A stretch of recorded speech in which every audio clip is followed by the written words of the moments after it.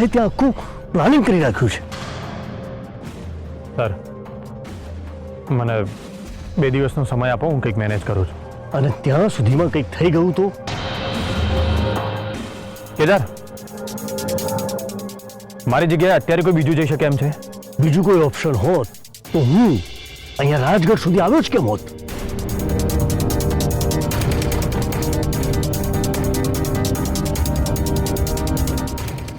I think Kedar is right. અત્યારે મને પણ કંઈ સૂઝી નથી રહ્યું. યુ મે ગો નાઉ. અને હા, તમને જ્યારે સૂઝે કે તમારે અમદાવાદ જવું છે ત્યારે મને પૂછવા ના આવતા, જતા રહેજો. રિયા ત્યાં તમારી રાહ જોઈ રહી છે. Sure sir. And sir, sorry sir, હું મારી ફેમિલીને આવી રીતે મૂકીને નહીં જઈ શકું. Really sorry.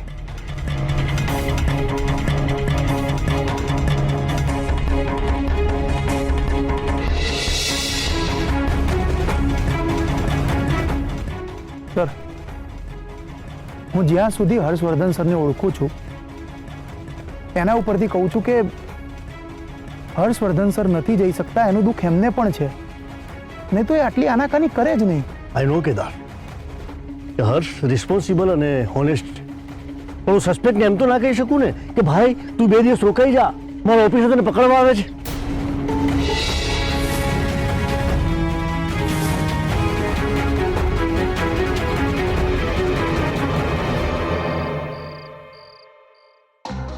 અર્જુનભાઈને પગે પાટો આવ્યો છે અને માથે થોડું વાગ્યું છે. તમે ઈચ્છતા હતા ને કે અર્જુનભાઈ હોસ્પિટલમાં એડમિટ થાય? એવું કાંઈ નથી કર્યું તમારા માણસોએ. ના, હર્ષવર્ધનભાઈ હજી અહીંયા જ છે. અર્જુનભાઈ એવું કહેતા હતા કે તમારે જવું હોય તો જાઓ, એટલે કદાચ હર્ષવર્ધનભાઈ સવારે અમદાવાદ જઈ શકે એમ છે. પણ તમે ગુસ્સે શું કામ થાવ છો? અમે શું કરીએ? અમે કેવી રીતે રોકીએ એમને? તમે જ આવીને કંઈ કરો. શું તમે રાજકોટ જઈ રહ્યા છો? શું કામ? તમે પાછા ક્યારે આવવાના છો? ઠીક છે, અમે જોઈએ છે ત્યાં સુધી શું કરવાનું છે. તમને કોઈ આઈડિયા આવે તો અમને.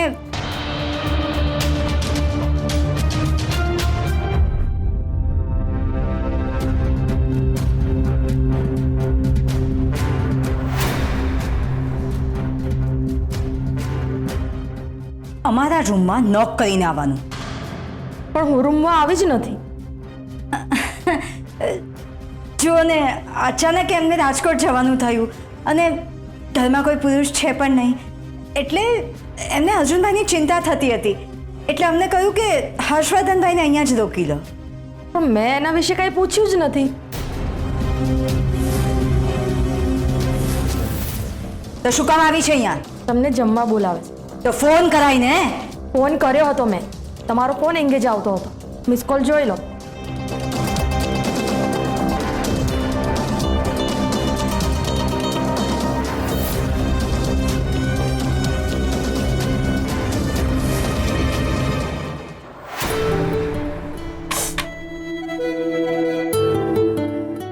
શું થયું? હા, દુપટ્ટો થોડો નડે છે. ગોપી, તું અર્જુનને થાળી આપ્યો, પછી તું પણ જમવા બેસી જા. ના બેબી માસી. કેમ? એમની સાથે જમવા બેસવાની છે, એક જ થાળીમાં.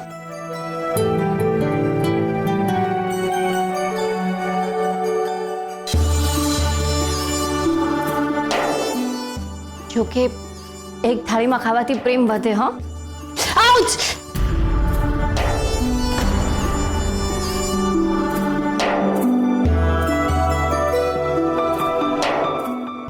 ડરી ગઈ ને? તને ડરવા માટે જ નાટક કરેલું. બેબી માસી, હું ઘરે જઈને જમીશ. પણ રોટલી કેમ આટલી જ રહે છે? બીજી લે ને. અરે આ શું કરે છે? એ 3 જ રોટલી ખાય છે.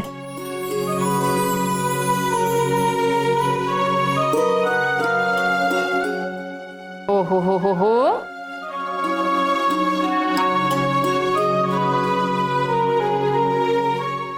મોટી બેન, તમને ખબર છે કે અર્જુન કેટલી રોટલી ખાય છે?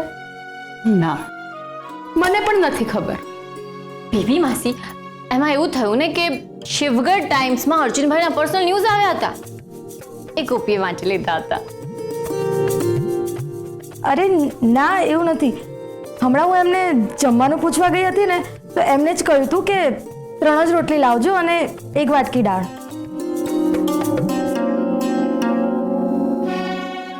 એટલે મને ખબર હતી. અચ્છા,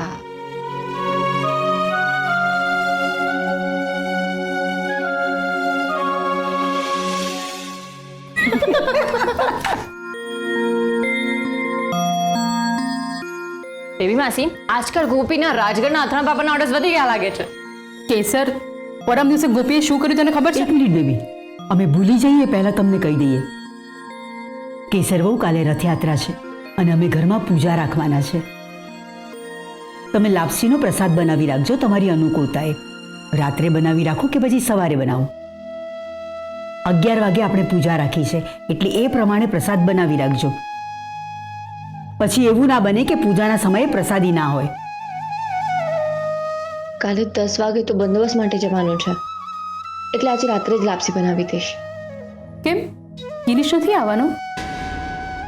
ના, રથયાત્રામાં એમની બાને જવાનું હતું, પણ અચાનક એમના બાની તબિયત બગડી ગઈ એટલે ગિરીશને જવું પડ્યું, એટલે એ નહીં આવે. કાંઈ વાંધો નહીં કેસર, હું તને મદદ કરી દઈશ. અરે ના ના બેબી માસી, તમારી તબિયત ઠીક નથી, હું બધું કરી લઈશ, ડોન્ટ વરી. કેસર, અર્જુનના ન્યૂઝ સાંભળીને મને એ વખતે બીપી વધી ગયું હતું. અત્યારે એકદમ ઠીક છે. બેબી, કેસર વહુની વાત બિલકુલ સાચી છે. તમારે કાંઈ જ કરવાનું નથી. અને કેસર વહુ, એવું હોય તો તમે વેદિકા વહુની મદદ લેજો. બંને વહુઓ સાથે મળીને કામ કરજો. તમે જો પ્રસાદી બનાવો તો જમવાનું બનાવવાનું એમને કહી દેજો અને એમને મંદિરની સાફ સફાઈનું પણ કહી દેજો. મોટી બેન, વેદિકા કેસરને મદદ કરે તો પછી બીજું શું જોઈતું હતું આપણને?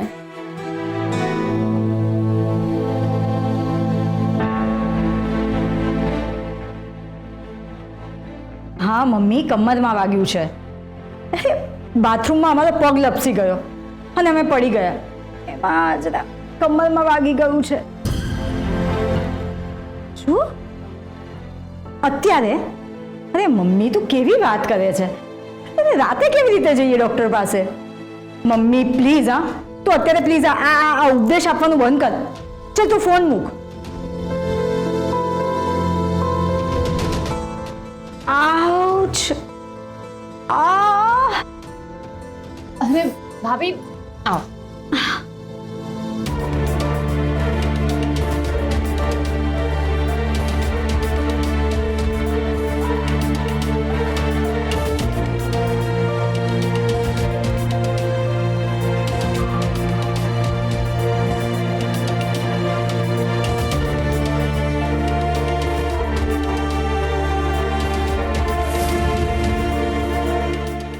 Thank you dear દિરાણી.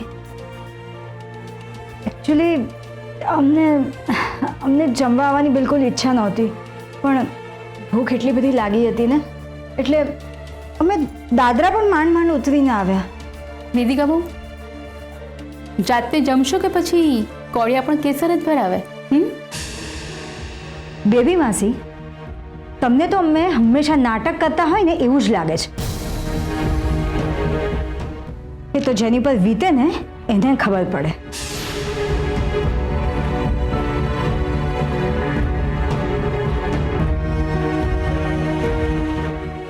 ડિયર દેરાણી, પાણી આપશો?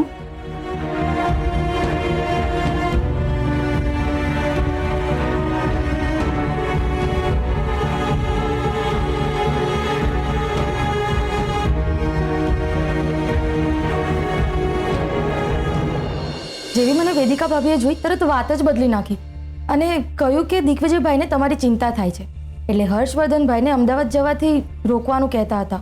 દિગ્વિજયભાઈને શું પ્રોબ્લેમ છે? હર્ષવર્ધનભાઈ અમદાવાદ નહેરનું કામ કરવા માટે જાય છે ને, એ પ્રોબ્લેમ છે.